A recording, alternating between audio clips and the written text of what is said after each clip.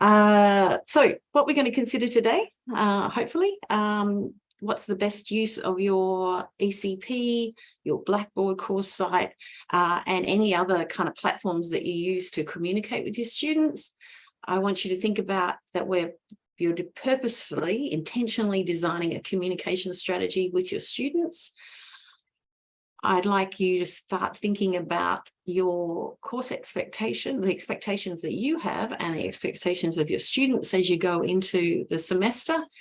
And this came from Bev, is how much is enough that we all come out feeling good about ourselves. So, and as Bev comments, that you really want to actually enjoy your semester rather than kind of feeling like you've just had a terrible time. So that's what the aim of today's session is, to kind of take you through the processes that might help you get to that point that at the end of the semester you go, well, that was a good experience.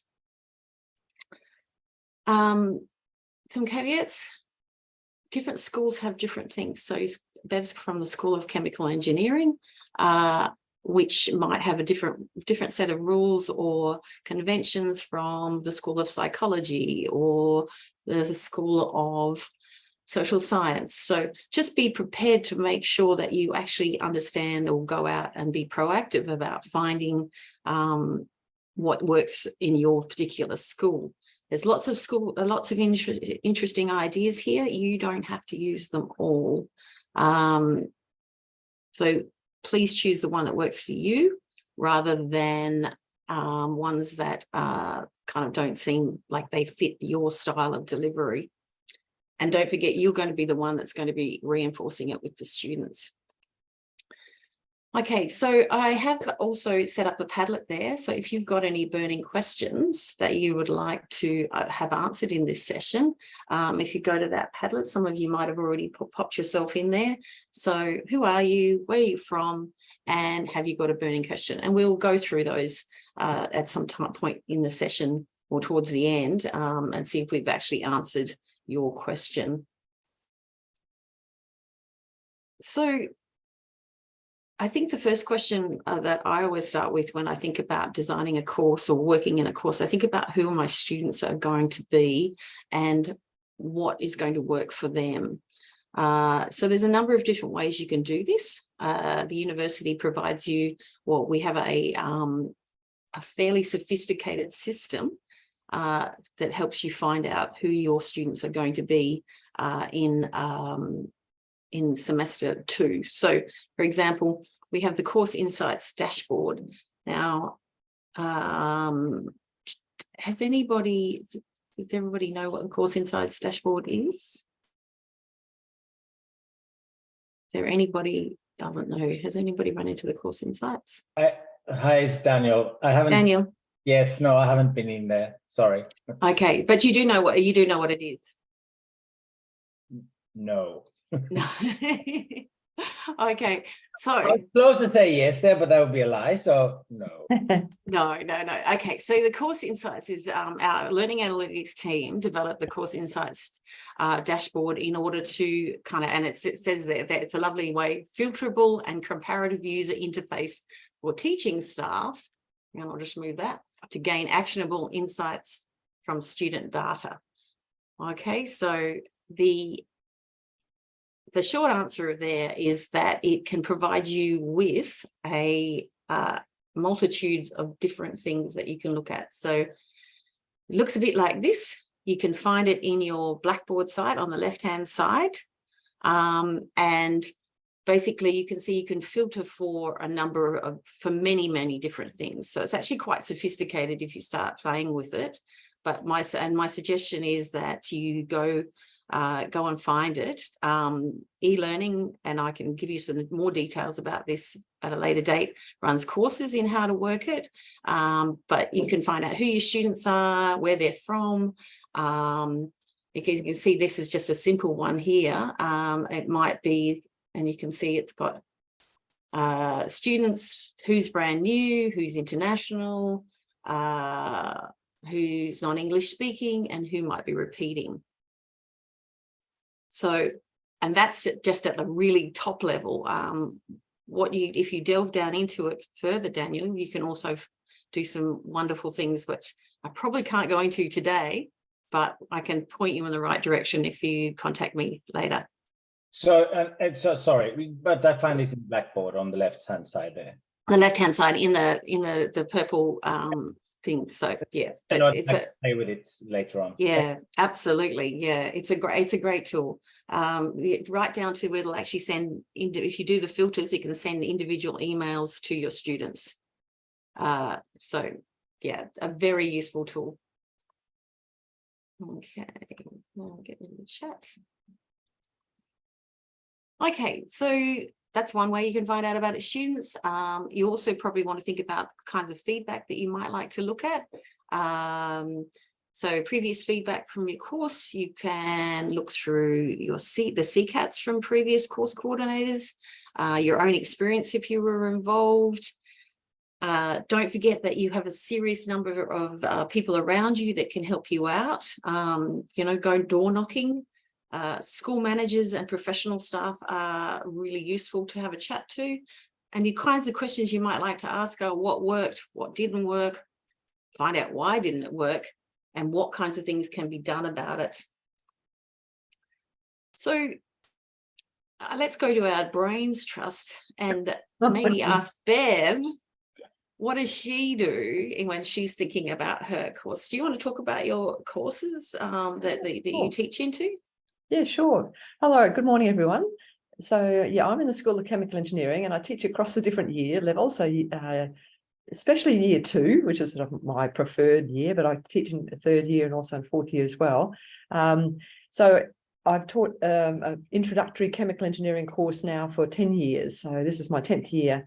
And just as a little bit of background, I actually started in the course as a tutor and then a lead teacher. And for the last 5 years, I've been coordinating, which I think was a really nice way for me to learn about coordination. Because one thing I would say is that I think the skills for coordination are quite different for the skills for teaching. So if you can have some familiarity with the course and the technical content before you actually get into the coordination role, that's really nice. But anyway, that's the way I kind of have progressed in my school. But in terms of, say, our student, we're looking around about 130, 140 students coming into these classes. They're compulsory courses, fundamental courses for our chemical engineering students. And when I start looking at this course, so I'm also teaching, I taught last semester and I'm also teaching this semester, semester 2, and that's also a 2nd year course. And we're looking at introductory principles of risk and hazard and process control, which is a really important thing for chemical engineers. So when I look at the course, I haven't used Course Insights much at all, but I'm definitely going to look into it more. I guess what I do is I go from allocate and I get my class lists and I look at the number of students, certainly their background, international or domestic, female, male, and then I probably then try and work out whether some of those students are repeat or not. And from what Karen said about the Course Insights, that seems like a really great tool. You can see who's repeating the course and who are new students. So, and I think getting back to the theme of one of the themes today is how much is enough. I mean, there's so much information about all the students. You could go in and actually look at the transcript of every student, but I just don't have time and I don't think it's really necessary, or certainly not for me. So I think it's really getting the broad brush. Who are the students? What's the sort of mix? We allocate them to a number of parallel classes, 2 or 3, and then we go for it. So I would probably, I certainly look at CCATs from the previous year to see the feedback from students. And that certainly informs the way I think about the course. But in terms of the students, I'm looking at the number, the mix, the background, and then maybe who has repeating the course. So I'll leave that with you, Karen. Perfect. Thank you. Okay, so I'll just get you out of there, Bev. Okay, so you've got your course. One of the key moments and making sure that you need to maintain the consistency of communication across your course. So, and I'd like you to think about, when I say communication, I'm not thinking about just a communication policy and your emails to students. I'm thinking about right from the very beginning when you set up the process of things like your ECP, your Blackboard, and your different sites. So you might have a number of different platforms that you're using. So your ECP, your electronic course profile for those who have just arrived. You've got your Learn.UQ or Blackboard course site. Both of them are mandatory. But you also might have like an edge platform. You might have use a number of different tools to communicate with your students or to place information on. So the most important thing is ensuring that the message, whatever it is put together, is consistent right across the space. So which comes first? The university mandates that, oh, hang on a second, I'll just go back. Does anybody know which ones comes first? Which one's the most important? ECP, you know me. Yes. Yeah. Excellent. Thank you, Daniel. Okay, absolutely. The ECP comes first. And I just wanted you to kind of, there's a kind of good common, almost a furphy, there's a common myth that students actually don't access their ECPs, but I'm here to tell you that they really, really do. Sometimes they use them for course shopping. Sometimes they use them for, because they really want to get a jump ahead. There's a multitude of reasons what, but they still use them. And I lifted this off student UQ stalker space for the uninitiative is one of the side spaces on Facebook that hosts, but you can see that shout out to all the course coordinates that are actually loaded up their ECPs. So students do like them. So think about, and it is in the library, the policy and procedures library. So that's and it's mandated there. If you are new to UQ, go and have a fossick around in the PPL. If you need some nighttime reading to put yourself to sleep, that's the place to go. But on the other side, it's really important to understand what policies are set around things around course design and how you need to set things up. So there's a lot of understanding around course profile content. There's a template there for that. And there's a number of different ways to communicate with your students. So it's got one home. That's where you leave your information. As long as your ECP, as long as you keep everything else up to date with your ECP, everybody's going to be happy. There is a space at this link here that will kind of help you design it, and will also help you unpack how to use your ECP if that's a problem, if you're actually currently trying to put that together, or you will be asked to put one together next semester. So you can find that there. Now, I'm not quite sure how much is enough in terms of what you're going to need to understand. And I'm just looking at, okay. Yeah, okay. I'm just checking the chat. How much that you're going to need to understand. So I'm just going to take you on a really whirlwind understanding of the ECP and what we think that is important. And that says everything that is going to be assure good outcomes for your students. Remembering that it's the legal document of the course, okay, and it's used by external bodies for credit equivalence. Every course has to have an ECP, but 2 ECPs equals 2 Blackboard sites, but you can request that your Blackboard sites be merged. Now that might be for if you have a 7,000 course alongside a 2,000 or 3,000 course. Every student has access to the ECP library, and you can access your ECPs through your Blackboard sites. Make sure that you go through your ECP with your students on that first contact. Feel free to actually repeat at different points in time and go through them like continually to remind them where they are. I notice we've got Lizzie in the room, but so include all the people that you want a CCAT for their teaching coordination roles. Okay, so if you're a course coordinator, you also have to list yourself as a lecturer to ensure that you get a teaching CCAT. Again, Daniel, do you know what CCAT stands for? No, I don't know the acronym, but it wasn't that the student evaluation course at, no, sorry. Yes, perfect. No, You're very close, Daniel. You're pretty close. Thank you. Lizzie's the manager of the evaluation unit, and I won't go into it today, but yes, the CCAT is the student evaluations, and the set tutor is the evaluations for tutors. Think about will tutors get paid, and if they are on the contact list, and be very, very careful about if you put your tutors up there, their emails are there. So if you don't want them being contacted, then please don't put them on your ECP. Quick question. Sorry, Sure. I thought you took a breath there, so I thought jumping quickly.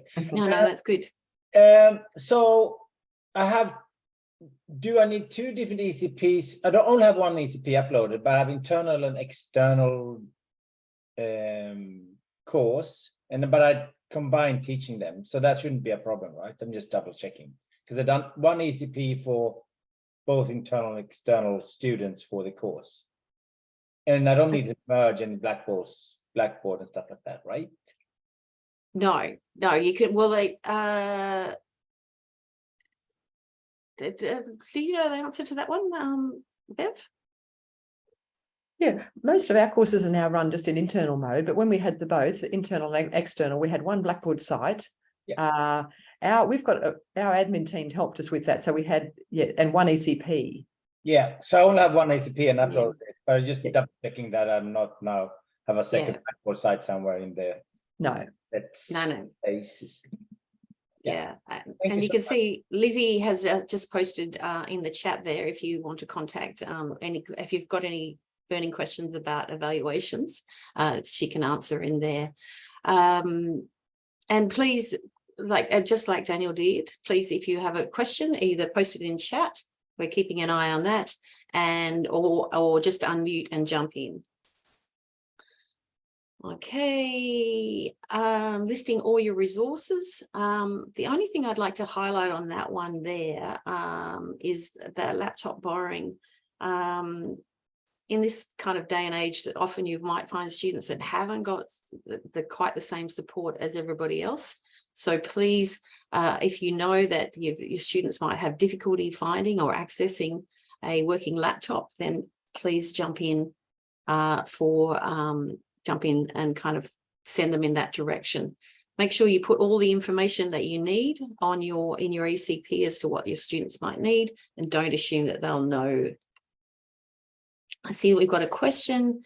Daniel, no. Your guest lecturers don't get a CCAT. They don't get a CCAT. So you don't need to. You don't have to add. You might want to include them in your session outline, so that your students know that they're coming up.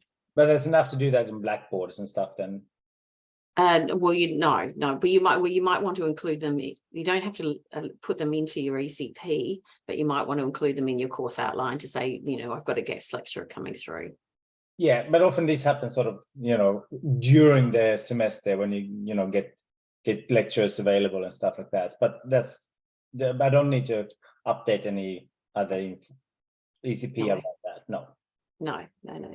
Thank you, and sorry for all the questions. No, that's exactly, and this is the kind of interactive session that we love in this kind of thing. So please keep doing it, because these are the burning questions that you don't often get to answer in just kind of in the one place.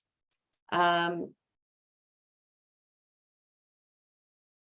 Danielle asks, as a lecturer and a course coordinator? Yes. So you add yourself as a lecturer too underneath. Okay, and then Bev said she announces guest lectures on Blackboard. Okay, ensure that you have your learning resources up to date. There's other resources, maybe explaining things like recommended text versus required texts, explaining how to access the readings. The library, our library system is second to none.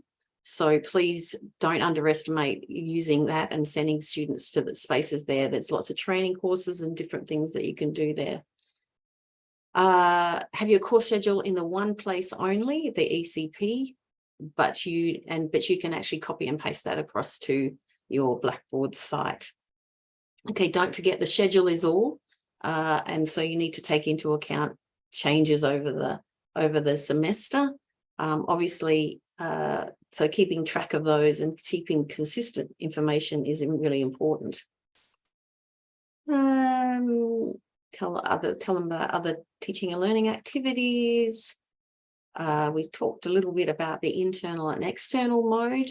The only thing I would advise you, Daniel, is that, and you can see that dot point 2, students' views of these study modes should not necessarily be equal, but they should be equitable.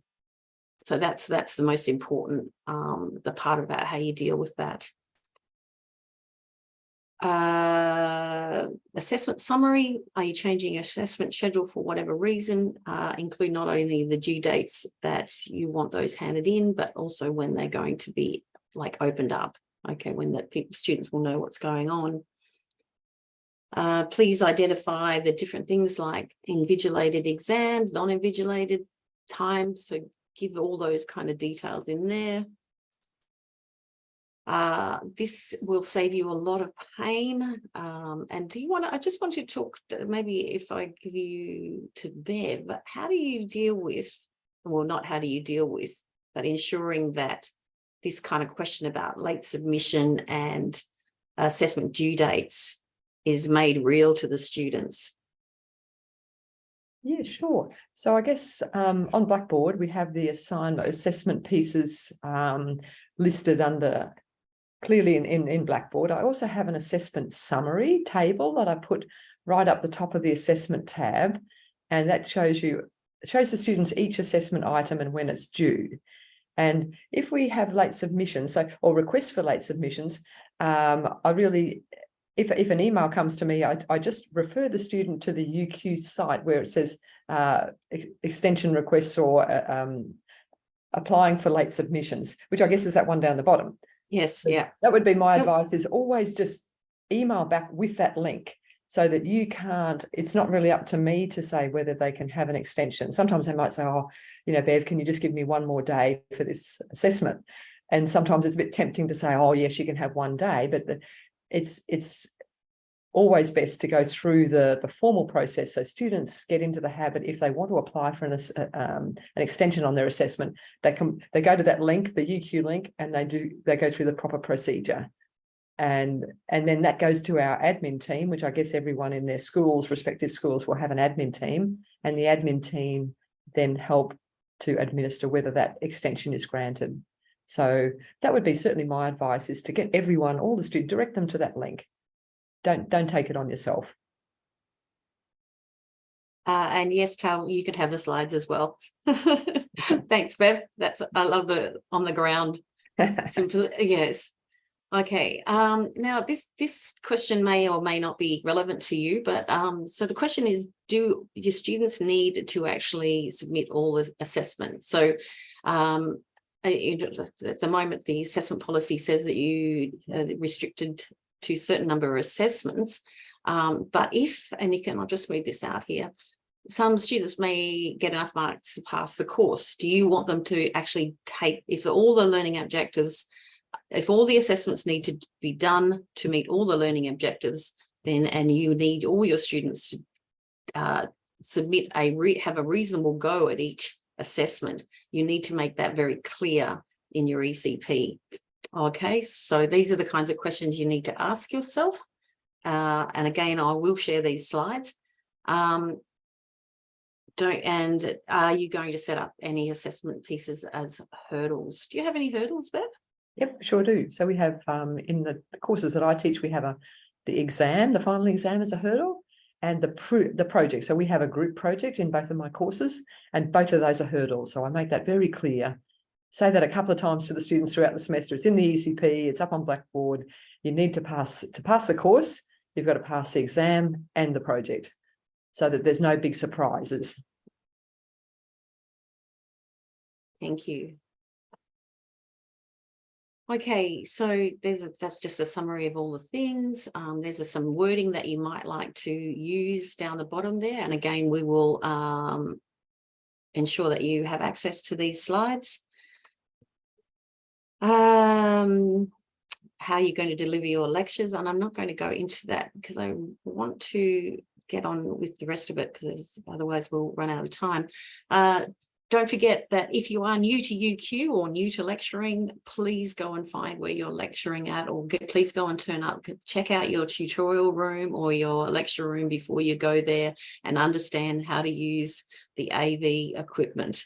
It feels like, and one of the lecturers said to me the other day, you know, we really should be able to get into our systems in, you know, less than 10 clicks, but I'm afraid that's not necessarily the case. So I think making sure that you know where you're going to be lecturing, and you have a working knowledge of where you're going to be, the station that you're going to be working from, so that when you come to the lecture theatre on your first day or whatever day it is, that you have a good understanding of how to get into the system and how to switch things around.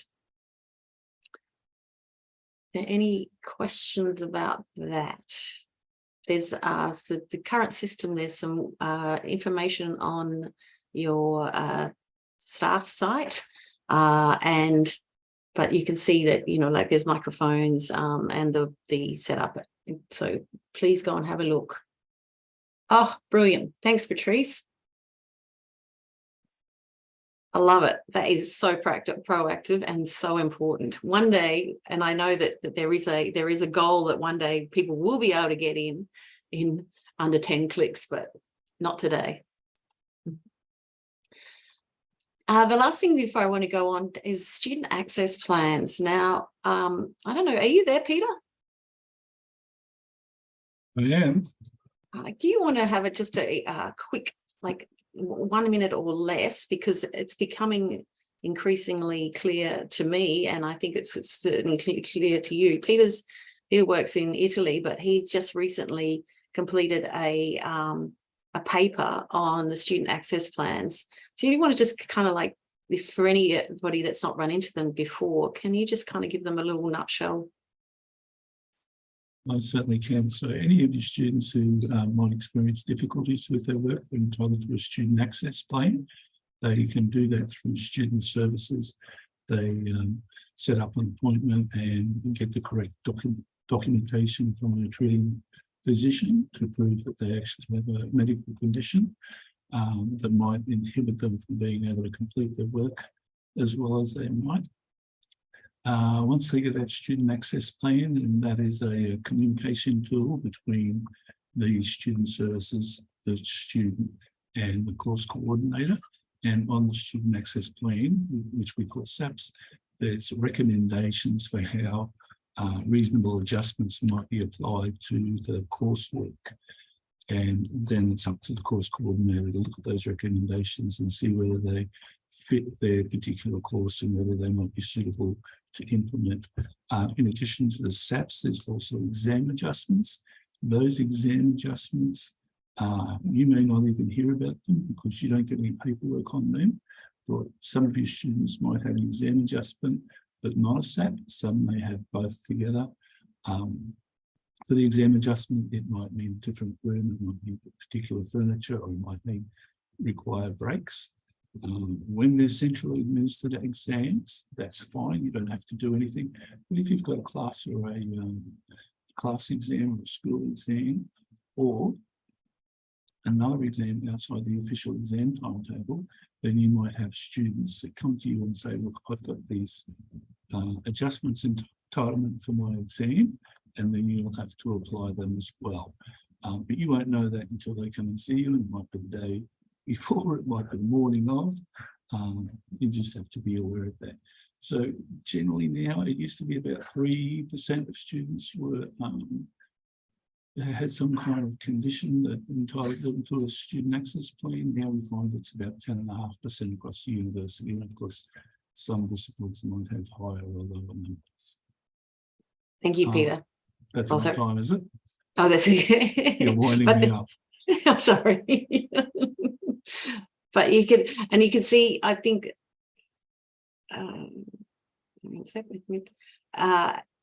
as Peter said, that there used to be 3% and now it's 10%. So there's a good chance that you might end up with, you might have somebody that comes to you in those circumstances, or you might get an email.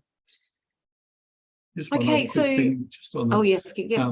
if they do receive a student access plan and you have tutors, it's your, it's incumbent upon you to make sure that your tutors know about the access plan so they can enact it in class as well. And because the system doesn't work as well as it might, that will involve you copying and pasting in the access plans and sending out the relevant information to your teaching team. Thanks, Right, Peter. thanks. Thank you for being here. That was serendipitous, wasn't it? Just in the background, hovering. So, Bev, this idea of keeping that consistency across that interaction between your ECP, Blackboard, and course the different platforms you use. Do you want to just talk a little bit about that? Yeah, sure. Okay. Yeah, thanks, Karen. So I guess for me, we put the time into getting our ECP right and correct and accurate. And we have in our school, we have people who double check it for us. So we pass it to a colleague, they check it, our admin team check it. So the ECP is really as accurate and clear as possible. And then during semester, I use Blackboard as my primary platform for communication. So I think that the thing I'd say there is that my tips would be aim for clarity. So all my announcements, I give a weekly announcement to the students up on Blackboard, and that's consistent with what's been said in the ECP. So what's happening for the next week, and it's really this idea of making it very very clear to the students. So it's not ambiguous, it's accurate. So I've got the dates right, we've got the information correct. So, and then I think it's consistent. Obviously, there's consistency with the ECP. So students, as Karen said earlier, the students do really look at the ECP. So if I give some information that's not consistent with the ECP, they'll come back to me very quickly and say, well, look, you said the assessment was worth 30% in the ECP, but now on your Blackboard announcement, it's 25. What's the story? So I get that, obviously hopefully don't get that too often, but this consistency is really important. And just one thing I'd say about that, if there is a mistake or something that you found that there's information that you've given that's not quite right, my advice is just to sort of just respond very quickly via Blackboard and say, look, obviously students alerted me to the fact that the information I put up last week was not correct. Thank you very much. I often say thanks for the feedback to the student, and then just to clarify, this is the correct information. So I really try to avoid that by double checking my announcements and triple checking before I publish. But if there is something that's not quite consistent, just to go back and say to the students, well, this is the correct information. So I'd say clarity, consistency, accuracy, and maybe if we can, even simplicity, so that they can say, this is really clear, this is easy. It's not a big long-winded announcement. These are the main points for the next week. We use Ed Discussion in our courses, which is a discussion platform. I use that in addition on the side to Blackboard, but Blackboard's my main vehicle. I refer students back to Blackboard. Is that enough for now? I think so. I think I think just jumping off from that idea, Bev, around that the organization of your Blackboard site is really important. I mean, we've over the period of time, I think people have been refining how it's developed. There's a new it's a new front site at this particular point in time, isn't it? And it's supposed to be better access with that thing that they turned on in Ultra. Is it the Journey Maker? Okay, yes, the Journey Maker. So I can actually, do you use Journey Maker? I don't actually. I know some of my colleagues do. I think they like it. I prefer, just with my announcements or in my learning resources, I go week by week. So week 1, we're doing this, week 2, we're doing that. So it's very sequential, very clear to the students what we're doing week by week. Yeah. But certainly some of my colleagues use Journey Maker as well, and they like that. I think it's a matter of finding a style that you like, but I think always put yourself in the shoes of the student and make it as clear as possible, because if it's muddled to, even in our minds, it's going to be doubly muddled for them. Okay, yeah. So ways that you can kind of help yourself understand what you're in a general way. There's things like go in and be a student into your Blackboard site. And there's a feature in Blackboard that you can actually use becoming a student and see if you can navigate it, I think, or give it to one of your colleagues and see if they can navigate it, so that you get a better understanding. You know, can they find the recordings? Can they find what their assessments are going to be? Can they find their assessment packages? I think those are the kinds of important things you need to kind of work with when you set up. So becoming a student, there's a little thing there, then at the end you can just pop out again.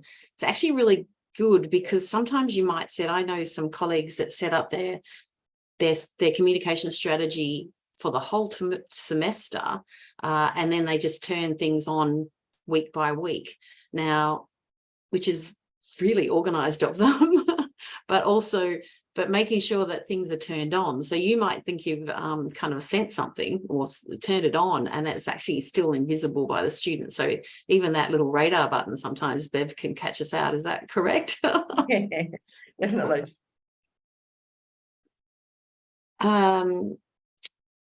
Okay, so I think, and this is the question here, is how much is enough? And so that's how do your students communicate with you to your students, and how do you manage their expectations? So I think you talked a little bit about this. Can I get you to extend on your understanding of Ed Discussion Board?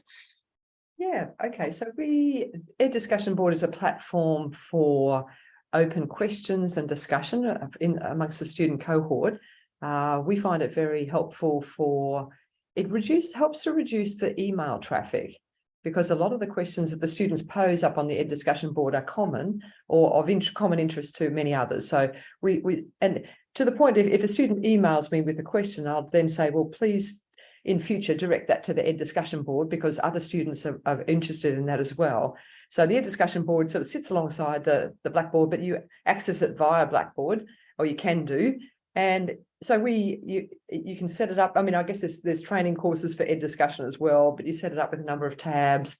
So the student question might be about assessments, it might be about the project, it might be about the exam. They can pose their questions. And then as course coordinator, I look at that probably every day to try and get fairly good response. So I'd say to the students, well, look, I'll try and get back to you within, 1 to 2 days, sometimes 3 days if I'm a bit busy, but that's what I do try and keep the turnover of responses fairly swift. But it's a useful platform, and I think but once again, the information there has to be consistent with what we've got in Blackboard and clear. So I'd encourage you to look at Ed Discussion. I think it's a good way of sharing information with with the whole student cohort. And also we encourage the students to answer questions of each other. So if someone asks a question and a student knows the answer, they can put that answer up, and then I would acknowledge that and say, yep, great answer, thanks, Daniel, or something like that. Nice. And it's one of equity as well, because if you answer a single question for, one of your 130 students, yep, and you don't answer it for the other 130 students, it's an issue. Definitely. So the idea about setting expectations clearly, I think you talked a little bit about that, setting guidelines. You might need to remind your students about what's going on at different points in time. Can there be too much communication, do you reckon? Yep, I do. Do you want to talk about that? I think via Blackboard again, I try and go to sort of 1 per week, maybe sometimes 2. But if you're getting one too much, or if it's too long, I think everyone tunes out. Long emails or long announcements. I find, and I think it's the same with me, you tend to read the top half and sometimes don't get to the bottom half for whatever reason. So I try and keep my messages fairly clear, fairly concise, and not too frequent.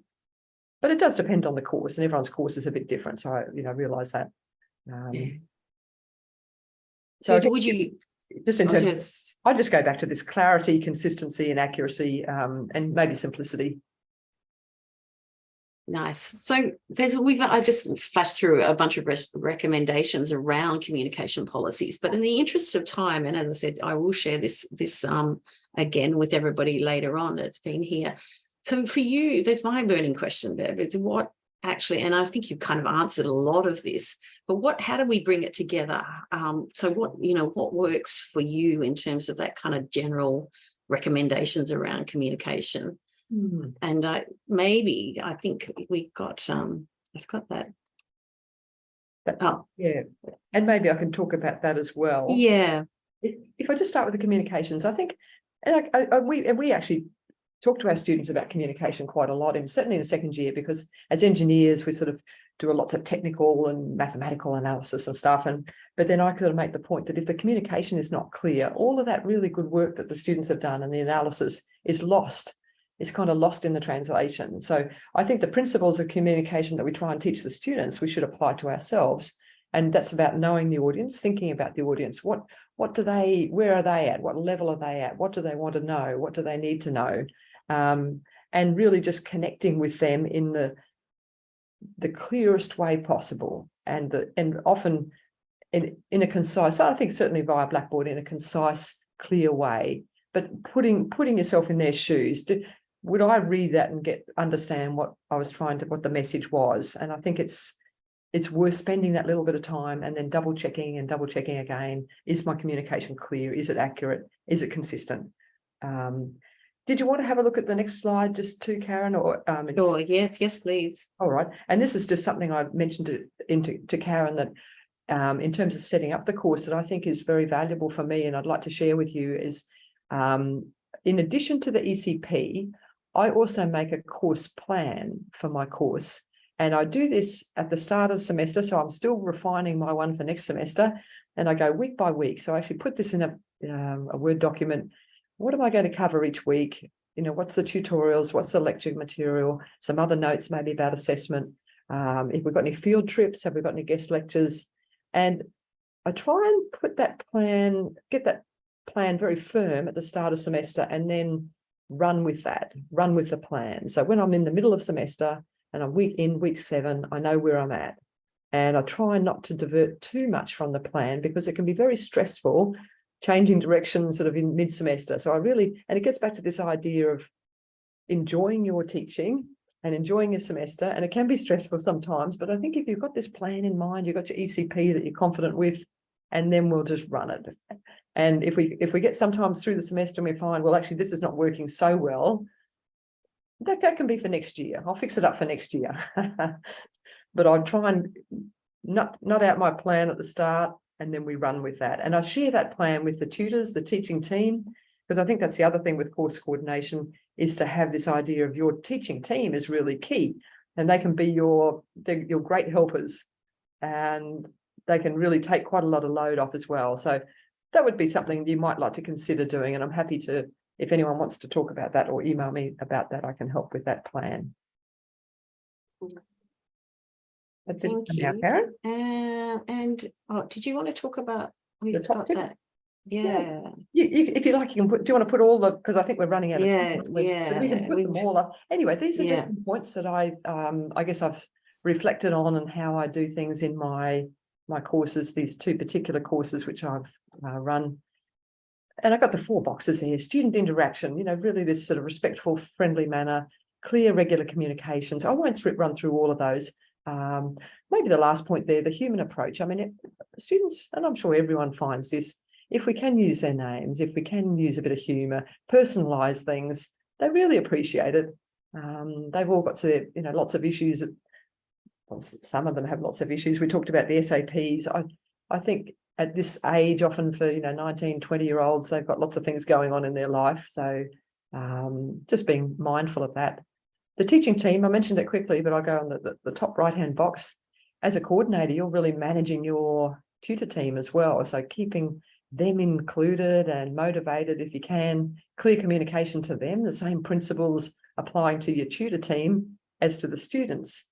Checking in with them once again, they've often got lots of things on their plate. How are they going? The course content, that's just something I guess I've put down for, this is a slide that we used internally in our school. We had an information or you can see it down the bottom left-hand corner there, a teaching and learning coffee chat session, which was very nice. You might like to consider that for your school, where you could share practice with your colleagues. Once again, simple, clear explanation of key concepts, sequential progression of the course content we're building through the semester, other perspectives, bringing in guest lectures. And I think that top point for us, linking it to industry practice is, I find really helpful to motivate the students. This is where we're heading. You're going to be professional engineers in a couple of years' time. This is where we're heading. And then the last box is assessment. Once again, fair, clear assessment tasks. We have group projects in our courses, so that's something that's another dimension of trying to manage that. Simple, clear marking rubrics. It's good for students and it's good for the markers as well. And then just making the assessment briefs really clear, so there's no ambiguity. What do you mean? So if the students read it, they know what you're asking of them. And I think by doing that, having that clarity and accuracy, it reduces the email traffic and reduces the questions. So I think there's quite a bit of, there's a few sort of common themes that are coming through in those boxes. You might like to just, hopefully that might be helpful for you. That's it for me, Karen. Thank you, Bev. And I love the idea of the coffee chats, and I guess emphasizing how much support you can get from your colleagues. So, I mean, that kind of, yeah. So it's a matter of reaching out, I suppose. So for this last little bit, so bringing it together, does your ECP reflect what's going to actually happen in your course? The idea of changes, although Bev suggests that maybe not midstream. Is your Blackboard site consistent with your ECP? Consider your communication processes. Will they meet student expectations? And do they meet your personal expectations? And think about what other issues that you might need to consider along the way. There's a fun thing that you might like to review your course through our UQ digital teaching standards. So if you wanted to kind of like just conduct a little audit, there's a space there that you can go to. You can actually, we do run Warwick Shops where you can sit side by side with a learning designer and go through and kind of check it with somebody else's eyes to kind of understand how the course is running and you know, where you're heading in that respect. So that's quite new, and we've kind of just past pilot phase, but it's a really good way of understanding, particularly in our digital world and the digital interface between you and your students. It can be very helpful. Just like let's go to questions. And if anybody want to unmute or anyone to pop something in the chat. We've got a few minutes. Can you see the Padlet now, Bev? Yeah. So I'm just checking that out. Has anybody got any questions that we might be able to help you with? You can put them in the chat. Hi, Jane from the library. I did allude to the different ways that the library helps people. Do you want to just jump in there? Are you there, Jane? I am here. Oh, Thought excellent. you might call on me, Karen. I was like, well, I better get ready. I think the top thing I'd like to draw everyone's attention to is on the library website, under library services drop-down menu, which is at the top of the page on the left. We've got a for teaching staff page, and that's where we bring together all the information related to helping you get ready to teach your course, updating the reading list, getting familiar with the new reading list software that will be compulsory when we move to Jack. What else have we got on there? Supporting you through exams, linking to our helpful resources. And then we've got quite a lot of things that we just need library services. All right. Top left. Course guides, you know, the course guides, how we for teaching stuff. Cool. Thank you. Oh, sorry. Sorry, just lost my train of thought. We've got quite a lot of material that you can also embed in your courses. So we call them digital learning objects. So if there's particular skills you want to teach around information, literature, searching, using different software, I really encourage you to get in touch with the outreach librarian for your school or faculty. There's a link on that teaching resource and teaching page that says meet a librarian. Get through to our contact page that way, and we're always happy to have a chat with you about what you might need for your course and how we can work with you to support it better. Thank you. That was serendipitous as well.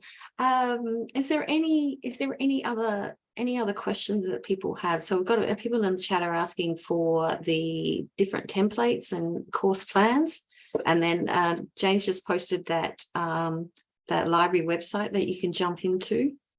Is there any other questions? We've got about very few last minutes to go. Okay, so I might just wrap it up. Efficiency, equity. Oh, they get the, okay. Oh, thanks, Peter, for the open course scheme too. The open course schemes offers people opportunities to go and watch other tutors and lecturers in real time, and it's a great opportunity to kind of build your skills and interact with other lecturers and see what they're doing across the disciplines at the university. Think about consistency, expectations of students, your expectations of yourself, communication policy nice and clear. And I think the one thing that we talked about, that Bev and I talked about, the kind of messages that we wanted to get across was that also that we'd like that at the end of it, you would end up with a very enjoyable semester, I think, that in review.